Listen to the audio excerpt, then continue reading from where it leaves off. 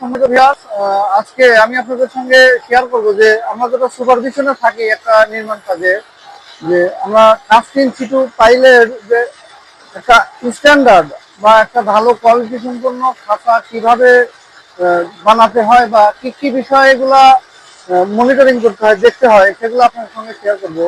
তো প্রথমে আমরা দেখুন, এই যে একটা খাতা দেখতে পাচ্ছেন, এই খাতাটা আমরা প্রথমে বড় ফিতা টেপ দিয়ে ডিজাইন অনুযায়ী একটা মাপ দেবো, যে ডিজাইন অনুযায়ী যে আমার এই খাতার লেন্থ ঠিক আছে কিনা।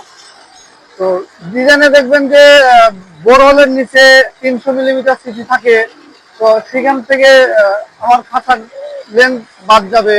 এমনকি দুই খাতার যে ওয়েল্ডিং ল্যাপিং লেন্থ আছে সেগুলা ক্যালকুলেশন করে দেখবো যে আমার খাতাটা ঠিক আছে কিনা।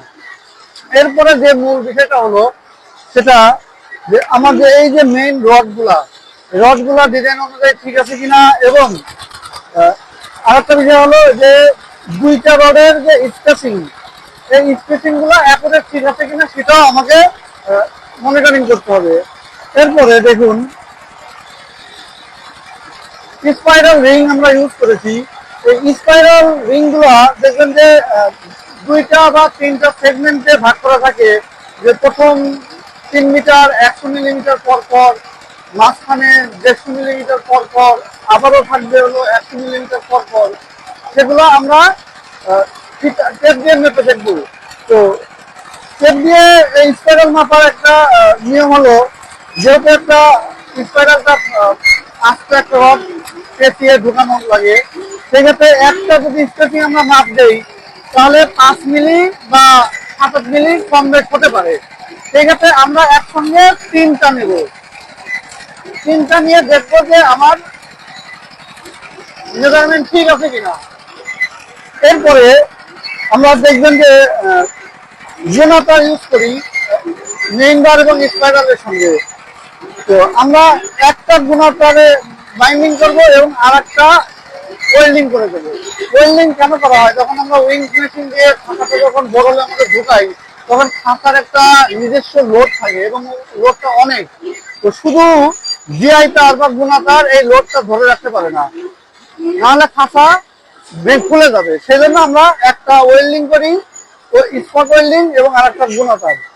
এবং এরপর আর একটা বিষয় দেখতে হবে যে আমার খাঁচার ডায়া, আমাদের পাইলে সাধারণত ক্লিয়ার কভার থাকে 75 mm, তার মানে দুই পাশে ক্লিয়ার থাকবে আমাদের 150 মিলিমিটার। তো আমরা খাঁচার ডায়াটা মাপ দেবো যে ক্লিয়ার কভার ঠিক আছে কিনা। এরপরে আর একটা গুরুত্বপূর্ণ বিষয় হলো ব্লক, এইটা আমাকে ক্লিয়ার কভারটা মেনটেন করবে। এই ব্লকটা হতে হবে 6 ইঞ্চি, অর্থাৎ এই পাশে থাকবে 3 ইঞ্চি, ভিতরে 3 ইঞ্চি। এই ব্লকটা আমরা সাধারণত 3 মিটার বা 2.5 মিটার পর পর ইউজ করে থাকি। যদি এই ব্লকটা যদি কম দেন বা ব্লকের স্পেসিং যদি বেশি দূরে হয়, তাহলে কিন্তু খাঁচা বাঁকা হয়ে যাবে।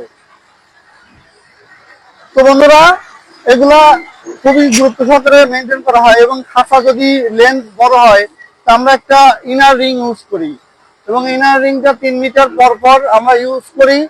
কেননা ইনার রিং না দিলে বড় লেন্থের খাঁচা একটা বাকলিং সৃষ্টি হয়ে যায়। তো আর একটা বিষয়, এই খাঁচা যখন আমরা কেজিং এর মধ্যে বরলের মধ্যে ঢুকাই, তো দেখবেন যে যারা শ্রমিক এরা খুব দ্রুত খাঁচাটা ড্রাইভ করে। তো যখন এই ব্লকটা যখন কেসিং এর কাছে আসবে, তখন খাঁচাটা ধরে সুন্দর করে আস্তে করে নামিয়ে দিতে হবে। কেননা এই ব্লকটা যদি খুব জোরে কেসিং এর সাথে আঘাত লাগে, তাহলে ব্লকটা কিন্তু ভেঙে যাবে, এবং ভেঙে গেলে আমার ক্লিয়ার করা ঠিক থাকবে না। তো ধন্যবাদ বন্ধুরা, আমাদের ভিডিওগুলো ভালো লাগলে লাইক কমেন্ট শেয়ার দিয়ে পাশে থাকবেন, এবং